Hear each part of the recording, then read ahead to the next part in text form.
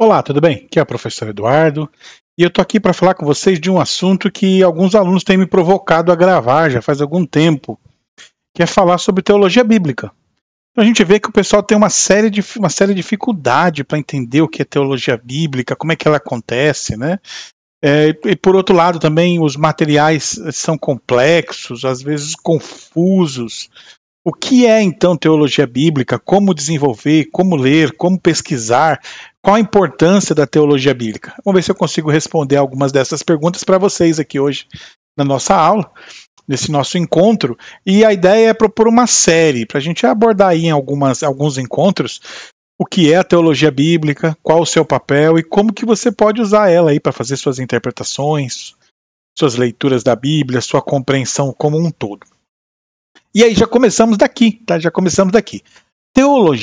A teologia bíblica, ela tem a ver com essa ideia que eu falei agora, compreensão do todo. Ela tem a ver com a compreensão do todo. Ela tem a ver com um saber, uma episteme, se a gente usar a linguagem filosófica, que é uma referência a um determinado saber, usado para significar, para dar sentido a alguma realidade. Tá? Então, teologia, numa linguagem mais difícil, seria isso. Numa linguagem mais simples, mais fácil, mais popular, né? O que é teologia? Teologia é aquele conhecimento que nós usamos a partir da nossa compreensão do sagrado para dar sentido à realidade, para significar a realidade. Então vamos começar aqui, vamos contar uma historinha.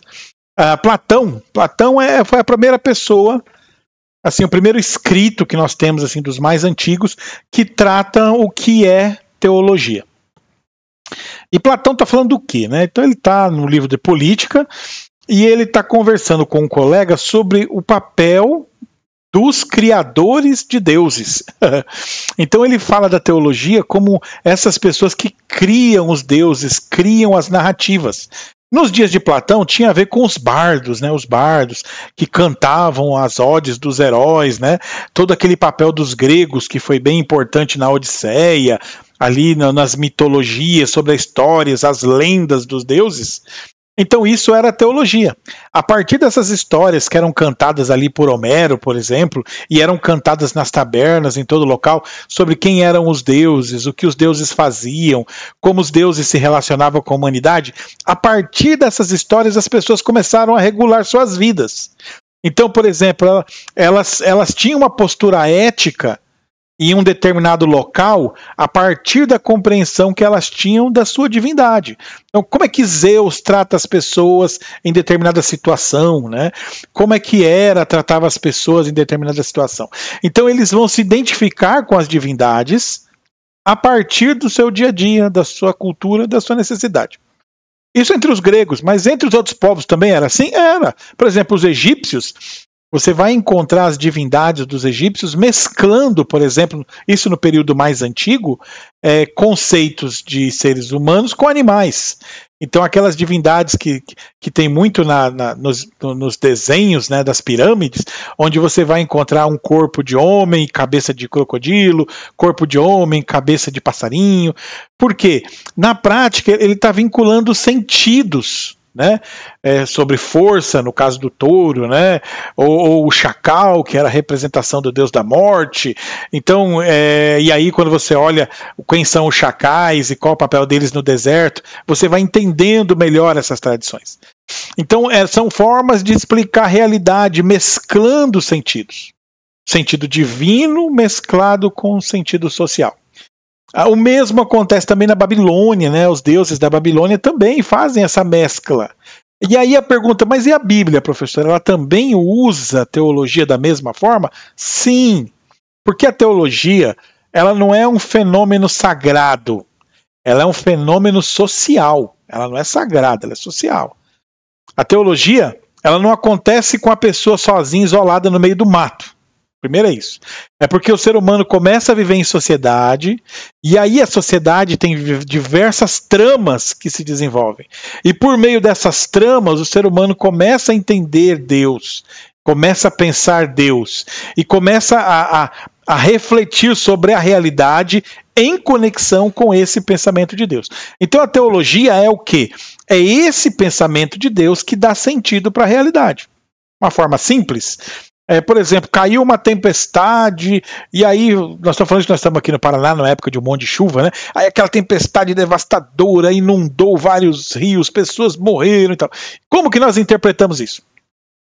Então as pessoas, você pode fazer uma interpretação científica e falar que era uma alteração devido ao El Niño, às águas do mar que estão aquecidas e tal. Isso é uma interpretação. Mas entre o povo mais religioso, não precisa ser necessariamente novo, dos novas religiosidades, mas nossos pais, por exemplo, eu lembro da minha mãe que quando tinha essas tempestades, né, então ela costumava falar pra gente que Deus estava nervoso, né, e aí mandava a gente rezar, e a gente ia lá pro cantinho rezar, porque Deus estava nervoso. Então, você vai ter esse tipo de reflexão. E hoje, por exemplo, as igrejas ainda têm algumas interpretações assim, que entendem que pode ser um juízo de Deus, uma ação de Deus, né? Algum tipo de coisa do gênero. Então, essas interpretações que partem de uma compreensão divina, de uma compreensão relacionando o sagrado, são compreensões teológicas. Ok? E detalhe, não precisa só falar de Deus para ser teológico. Não precisa. Por exemplo, o nosso código legal, ele é baseado em vários elementos extraídos da tradição cristã e da tradição bíblica. De onde, então, você vai entender que há uma influência teológica? Onde? Na cultura, na forma de falar, na forma de se relacionar com o outro, na própria legislação, na linguagem, né? Então a cultura toda está absorvida e relacionada com a religião. Erram aí os colegas, e tem muita gente que faz isso, e aí já fica uma boa dica para quem é da área de educação, quem está dando aula ou pretende dar aula, em qualquer área que seja, tá? De psicologia, até as áreas de matemática, de áreas de exatas, que você fala assim, a minha área não tem nada a ver com religião, para mim não deveria ensinar nada sobre religião. Mas a questão é que, talvez para você não, mas a religião faz parte da cultura, da compreensão que as pessoas têm da realidade. Então ninguém deixa a religião do lado de fora para entrar na sala de aula. Não tem como fazer essa abstração. A religião faz parte da nossa compreensão de nós mesmos. Tá? Então isso daí faz parte de toda a nossa cultura. O que nós precisamos é entender como que essa religião que faz parte da sociedade se torna uma interpretação, e aí uma interpretação teológica. Okay? Então o que é a teologia? Teologia, em um resumão geral, aí, é essa compreensão da realidade a partir do sagrado. Agora vamos lá. E como que eu uso isso para entender a Bíblia, professor? Como que essa religião que se relaciona com o sagrado, essa percepção do sagrado da sociedade, ela é teologia? Então vamos lá. Como eu estou falando aqui, os conceitos sobre Deus influenciam a sociedade. Então Platão estava lá discutindo com um colega sobre a importância que a filosofia tinha de fiscalizar, de acompanhar esses criadores de deuses. Por quê? Justamente pela forma como eles falavam de Deus. De uma perspectiva de entender para que houvesse um discurso correto sobre Deus e não manipulações dessas pessoas. Essa era a intenção de Platão. E a teologia, ela tem um pouco disso. A teologia tem um pouco dessa observação da sociedade e de uma compreensão sagrada dela, isso nós já falamos. Então, quando você olha a Bíblia, nós temos ela hoje como um livro, começamos assim. Mas a teologia não necessariamente ela está em um livro ou surge em um livro, e nem a Bíblia é um livro quando surge. Então, quando ela surge, elas são diversas relações sociais, onde as pessoas ali estão interagindo umas com as outras, e essa interação tem um fluxo duplo. É tanto das pessoas dando sentido à realidade, como da sociedade influenciando a forma das pessoas verem a realidade. Então é um fluxo duplo. É tanto a pessoa que dá sentido, quanto a pessoa que recebe o sentido. Então aquelas comunidades bíblicas, assim como os escritores, eles vivem nesse fluxo duplo. Ao mesmo tempo que a interpretação deles influencia a realidade, a escrita e a compreensão deles é influenciada pela realidade e a época deles. Então vamos falar dos profetas, para a gente começar assim, entendendo de uma forma geral. O profeta Isaías, por exemplo, o profeta Isaías. Se você for ver, o profeta Isaías era um profeta da corte. Então, qual é que era a forma de vida dele? Ele estudou numa escola de profetas e trabalhava, prestava serviço para o rei. Ele e a esposa dele, que é a profetisa, os dois. E eles, então, que serviço eles prestavam? Geralmente serviços adivinhatórios. Então, ou conselhos, geralmente conselhos de guerra. Isso era muito comum. O rei ia para uma guerra, ele, antes de ir para a guerra, aconselhava-se com os profetas para saber qual era a vontade dos deuses. Porque o rei não ia entrar no empreendimento sabendo que os deuses não estariam com ele, porque ele ia perder. Então, ok, até aqui. Aqui você percebe que já há toda uma teologia, uma compreensão do sagrado orientando a realidade. Primeira, os reis entendiam o quê? Os reis entendiam que a sociedade, que toda a vida era influenciada e controlada pelos deuses. Por isso, eles entendiam que era necessário que houvesse um profissional que orientasse eles sobre os deuses, que era geralmente o profeta, uma pessoa com perfil sagrado. Ok? E aí, então, você tem o Isaías, que é esse personagem muito complexo da Bíblia. Porque ao mesmo tempo que ele trabalha para o rei, ele vai lá e fala o que o rei quer ouvir, ele também começa a ter de Deus uma compreensão sobre o povo e sobre o sofrimento do povo.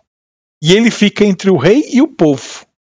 E é aí, então, que a teologia de Isaías vai ganhar toda uma perspectiva única, que é a compreensão do que ele pode contribuir e não só a influência do que a sociedade trazia para ele. Então, quando eu leio a Bíblia, eu tenho que ter essa compreensão, que teologia bíblica não tem nada a ver com teologia sistemática, mas é a compreensão de como eram os conceitos que os personagens bíblicos tinham, como esses conceitos surgiram, quais eram as influências que deram origem a esses conceitos. E como esses personagens se portavam diante dos conceitos. Eles eram apenas influenciados ou eles também criticavam esses conceitos? Eles recebiam influência ou eles também davam influência? Então é assim que você tem que ler a Bíblia. Tanto o Antigo quanto o Novo Testamento, observando o quê? Os conceitos que são usados e como esses conceitos dão sentido para o profeta, para os escritores, e como os escritores alteram e dão sentido para esses conceitos, sempre numa mão dupla. Tá? Então isso nós vamos fazer lendo o texto bíblico.